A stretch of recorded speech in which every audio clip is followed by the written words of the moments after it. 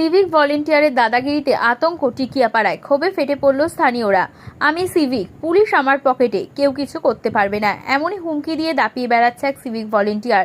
ফলে আতঙ্কে দিন কাটাচ্ছে শিলিগুড়ি পুর নিগমের 28 নম্বর ওয়ার্ডের টিকিয়াপাড়া এলাকার বাসিন্দারা। বিশেষ করে স্থানীয় মহিলারা তার অত্যাচারে অতিষ্ঠ হয়ে পড়েছে বলে অভিযোগ। অভিযুক্ত সিভিক ভলেন্টিয়ারের নাম সন্তোষ রায়, যিনি শিলিগুড়ি পুলিশ কমিশনারেটের অধীনে কর্মরত। স্থানীয়দের অভিযোগ, সিভিক হওয়ার সুবাদে এলাকায় চরম দাপট দেখান তিনি।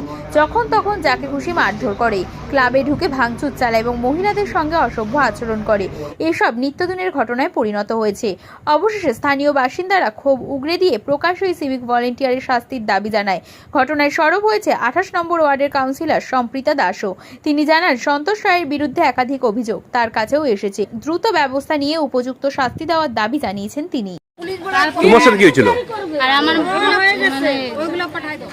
বোনকে মারছে, আমাকে মারছে, আর ডাইরেক্ট আমাদেরকে ইস্যু করে দিচ্ছে। কেন কেন মারছে?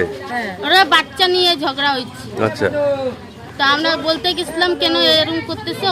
ওটা কি ওর বউটা মাইরে দিচ্ছে, পাঁচজনের নামে কেসও ঠুকে দিচ্ছে আমাদের। সিভিক পুলিশ কতটা অত্যাচার করে আপনাদের উপর?